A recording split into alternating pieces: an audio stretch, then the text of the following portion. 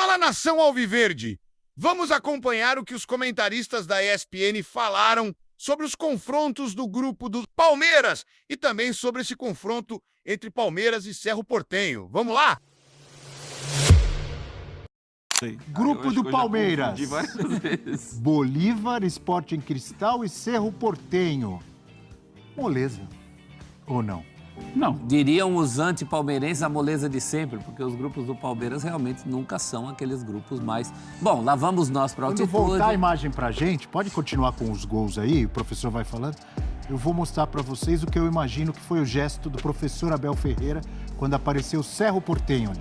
Continue, professor. Um grupo manjado com as características de outros grupos que o Palmeiras já pegou, né? Desde a altitude do Bolívar até o Cerro Porteño, que é um adversário que o Palmeiras pega desde o tempo que o Palmeiras não tinha Libertadores.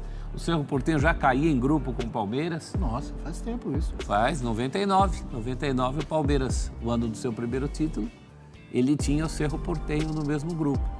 Então são adversários, são velhos conhecidos, né? Eu não vejo grandes dificuldades nesse grupo, sinceramente. Palmeiras em primeiro. Mas o Bolívar é chato lá. Pra mim é o segundo time do grupo, assim com... o Cerro é tradicionalíssimo, né? Mas não é já dos melhores anos. Tá virando freguês do Verdão. O Cerro é talvez o mais tradicional não campeão da Libertadores. Acho que é uma boa discussão. Acho que o que falta ganhar a Libertadores é o Cerro. Mas o Bolívar dos últimos anos tem a questão da altitude, mas tem a questão de um bom time, de conseguir classificações. Tirou o Atlético Paranaense, foi líder do grupo do Flamengo. Você tem um projeto grande por trás do Bolívar. Então, não é só altitude, não. City ali, eu acho que assim...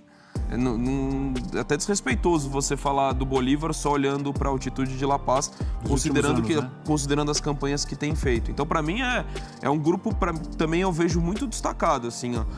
O favorito para ser primeiro e o favorito para ser segundo. Lógico que tem todas as dificuldades, Sporting Cristal também. O favorito para ser segundo é o Bolívar? Para mim é o Bolívar. O Bolívar tem melhorado muito o desempenho fora de casa, até mais do que resultado. Goleou o Cerro, não sei se na última ou na anterior. O Bolívar está no ano do seu centenário. 2025, e o proprietário do Bolívar é um milionário, um bilionário. Ele é boliviano, mas ele não mora lá, ele mora nos Estados Unidos, em Miami. E, por exemplo, ele é sócio do Girona, sócio do Grupo City no Girona, time da primeira, que inclusive jogou Champions League nessa temporada. Ele trabalha no ramo de informática, tem muito dinheiro e ele adora as redes sociais, né? Então ele fica lá cornetando de longe, mas bota dinheiro no clube. Construiu agora um CT para base, para revelar jogadores. Tá reconstruindo o estádio do time. A previsão é que pudesse ficar pronto esse ano, né, que é o ano do centenário, mas não vai ficar a tempo. Mas em breve teremos o estádio. Ele vai deixar de jogar lá no Hernando Siles e vai construir um estádio que vai virar um caldeirão. Já vai ser altitude, vai ser um caldeirão também, o estádio do Bolívar. E lembrar que ano passado ele passou em primeiro lugar no grupo do Flamengo. Sim. E nos 2 últimos anos, o Bolívar, e aí no ano retrasado, ele quase foi primeiro no grupo do Palmeiras. Quando o Palmeiras até poupou no jogo na altitude por causa da final do Paulista. Ele perdeu na volta, o último jogo foi aqui no Allianz, e ele perdeu e aí acabou em segundo, mas tem se classificado para a próxima fase. E o Cerro é isso. Aliás, sobre Cerro e Palmeiras, é impossível a gente não falar, no caso do Luigi. Daqui a pouco. Então tá bom. Mas é um adversário que o Palmeiras tem enfrentado muitas vezes e normalmente tem levado vantagem, mas sempre tem sofrimento. Sempre o Palmeiras passa, mas passa tendo que jogar no seu máximo. E o fiel da balança aí? É o Sporting Cristal. O Sporting Cristal é o fiel da balança, literalmente. Não deve ser grande problema para ninguém, não. Como podemos não ser sensíveis à dor do Luigi? Nosso desafio é sermos juntos, como aqueles que não são responsáveis por esses atos. A Conmebol aplica sanções e faz tudo o que está a seu alcance para mudar essa realidade. Mas isso não é suficiente. Precisamos entender que o racismo está enraizado na sociedade e que o futebol, como organização, está lutando com as ferramentas que estão a seu alcance. Eu quero anunciar que a Conmebol decidiu convocar as autoridades de governos de todo o continente e as associações membros com o objetivo de estabelecer uma atuação conjunta que permita responder de forma simultânea a qualquer expressão de discriminação e violência.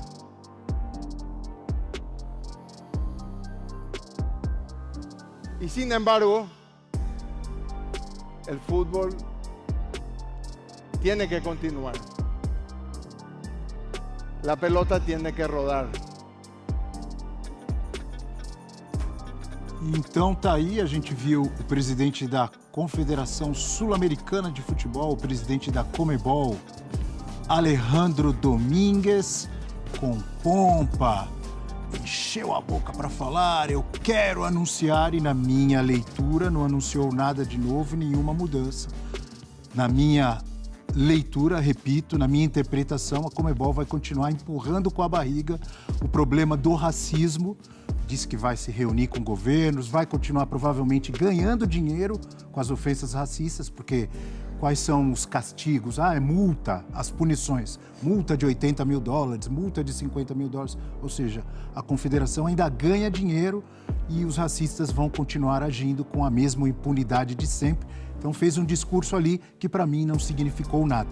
Vamos ver daqui para frente, se houver realmente mudanças significativas, eu serei o primeiro aqui a reconhecer e falar. Mas por enquanto, o que eu vi e ouvi, não vi nada de novo.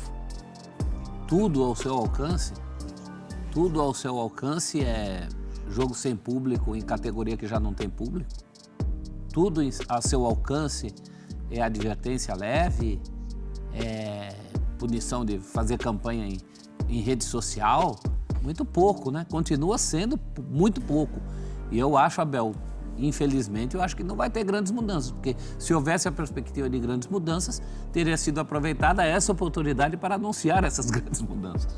Então é mais do mesmo, né? Eu tive a impressão que ele disse, olha, a responsabilidade não é nossa, porque o racismo não está só no futebol, e realmente não está. É um problema que está na sociedade, está no mundo, está em todos os lugares, eu canso de dizer isso aqui, mas o futebol pode e deve fazer a parte dele. E a impressão que eu tive é, olha, esse problema não é nosso, vamos nos reunir com governos e ver o que a gente faz e pronto. E ainda completou, a bola tem que seguir rolando. E os governos, quando não têm leis antirracistas... No Paraguai não é crime. No Paraguai não é crime, é só no Brasil que é. Na América, então... E eles, inclusive, os clubes falam, já é difícil alguém ser as punido. leis serem cumpridas no Brasil Sim. também pelo crime de racismo. Já é difícil. Imagina nos outros lugares onde não é crime. O que os clubes falam, assim, eles mandam sempre, né, quando os torcedores vão viajar, eles fazem as recomendações para os torcedores. Quando vai para o Brasil, eles falam, atenção, racismo no Brasil é crime, hein? Vocês podem ficar presos lá. Tipo, aqui tá liberado, mas aí vocês tomem cuidado. Então, é muito pouco. Assim, o presidente da Conmebol, ele fez vários discursos, né? Toda hora ele estava no palco ontem, apareceu várias vezes. E nessa hora ali, ele para de falar em espanhol e passa a falar em português só para falar do racismo.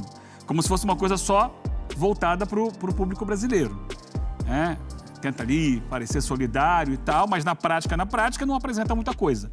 E depois, logo depois, ele já começa a sorrir. Ele tem um tom grave para falar dos casos de racismo, mas dá um estalo assim, ele já começa a sorrir, fala, não, o show tem que continuar, estamos recebendo muito dinheiro, estamos distribuindo muito dinheiro e tal. Aí já volta a falar em espanhol para exaltar que está cada vez mais distribuindo dinheiro e tal. Isso é uma coisa importante para os clubes e tal, mas meio que passa do racismo sem acrescentar muita coisa. E o detalhe, ao final da cerimônia de ontem, o vice-presidente do Palmeiras, que representou o clube lá, a Leila não foi, agora me falta o nome dele. A gente tem... Vamos ouvi-lo então, já que você chamou, Eugênio. É Paulo Buozzi o nome dele? Buozzi. Ele falou, vamos lá. André, era o mínimo ele ter falado, né? Só faltava ter acontecido tudo que aconteceu e não falar. Agora, é lamentável que nenhuma ação prática aconteceu, né? Nós vamos ter uma comissão que vai ser feita para conversar sobre o assunto. Um problema que repetidamente tem acontecido.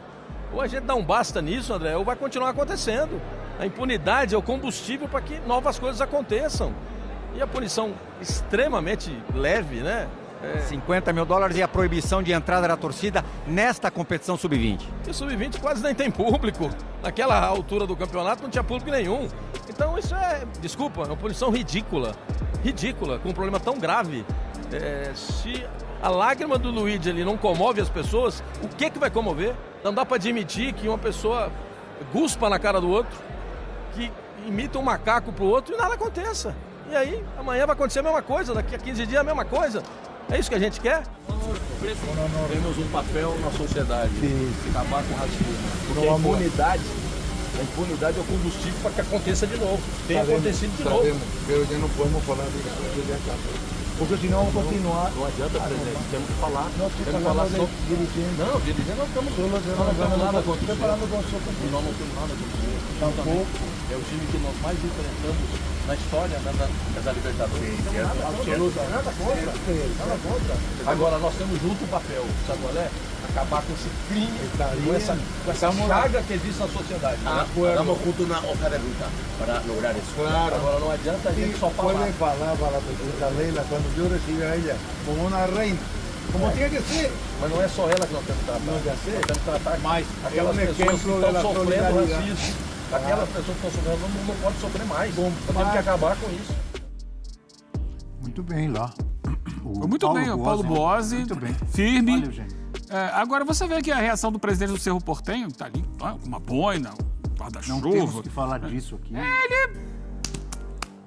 Vou tratar a Leila como rainha. Não é sobre isso. E o problema? E o problema do racismo? Sinceramente, tem um descompasso, já que a gente está falando de América do Sul. Eu sei que o racismo está em todos os lugares, inclusive aqui onde é crime. Claro, senão nem teria lei se não houvesse racismo. Eu não estou falando que o brasileiro é mais ou menos racista que os outros. Eu estou falando que toda vez que a gente tenta esse diálogo, e não é por conta da língua diferente, parece que a cabeça do resto do continente... O discurso está muito mais atrasado. Está numa outra situação. Você tem que ficar explicando por que racismo é condenável, por que racismo é crime. O resto do continente, inclusive nossos pares sul-americanos, chamam o Vinícius Júnior de Llorón de Ouro, o chorão de ouro. Eles enxergam o racismo como uma coisa diferente da gente e o racismo dentro do futebol também de uma maneira diferente, como se o futebol fosse um ambiente que permitisse mais coisas. Sinto lhe dizer que muitos brasileiros também pensam assim. Também. Mas é a realidade. Mas esse diálogo mostrou o descompasso, parece que está falando grego pro cara. Mas lá parece que é mas naturalizado. Quase que a totalidade das pessoas. Que o Brasil ainda é dentro do continente. Você pode colocar ali Colômbia, Equador, Venezuela, um pouco, que tem uma população negra em maior percentual. Né? No Paraguai, a população é, sei lá, imagino que 90% indígena. Na Argentina, com o europeu, né? Você praticamente não tem negros na Argentina. O Uruguai tem em menor quantidade. Então, essa questão do Brasil ela é muito mais explícita. E agora, a questão toda passa, por exemplo, por algo que a gente já ouviu aqui do próprio Romero, de aqui no Brasil ele ser dito, né, o Paraguai, ou como se fosse uma coisa falsificada. O brasileiro também, muitas vezes, trata, né, dos outros sul-americanos num tom de inferioridade. E precisa parar também de fazer isso. Assim como eles precisam entender, eles não entendem. Essa é uma discussão que na sociedade brasileira está posta, e está posta há pouco tempo. Tem pouco tempo que o racismo virou crime no Brasil. É um processo que a gente está tentando ainda dentro do nosso país, com vários casos que acontecem diariamente, em várias situações, no dia a dia das pessoas, está tentando reverter. Mas que está atrasado nos outros países da América do Sul. E o futebol poderia exercer um papel de liderança na conscientização das pessoas. Só que os dirigentes do futebol sul-americano não parecem preocupados com isso, porque o discurso do Alejandro Domingues ontem foi um discurso vazio de se desviar das responsabilidades, de dizer que faz o que pode, não faz o que pode fazer muito mais. E, por enquanto, a gente continua tendo que ficar lutando contra algo que está estabelecido há muito tempo e que muita gente não quer mudar e não faz nada de concreto para mudar. A única coisa para mim que mudou em relação do caso do Luigi foi a forma do discurso. Uma nota um pouquinho, num tom um pouco mais enérgico, ele fala em português, porque de resto é exatamente isso, é não entender o que precisa ser mudado. Você vê o presidente do Cerro Porteño falando, vamos tratar a Leila como uma rainha. Não tem nada a ver com isso, não é o tratamento em relação à instituição. Estão institucionalizando a coisa em vez de querer resolver o problema. Quando fala, praticamente quase lava as mãos. Quando fala, é um problema. O Alejandro Domingues, quando fala que o problema é que vem fora do futebol. De fato, vem fora do futebol. A gente falou da questão de só aqui ser encarado como crime e ainda aqui tem muito racismo também. As pessoas que cometem esses atos, por exemplo, poderiam ser identificadas, estou assim, falando fora do Brasil, e proibidas para sempre de frequentar o estádio. Exatamente. Se não tem lá uma lei que vai assim, colocar o cara na cadeia, a Conmebol poderia obrigar os clubes a identificar os criminosos racistas e esse cara nunca mais entrar no estádio. E aí... É isso, torcedor palmeirense. Esse jogo promete os ânimos muito acirrados. E você, torcedor? Deixe sua opinião sobre esse confronto que promete por vários motivos. E não se esqueça de deixar seu like e se inscrever no canal. Fui!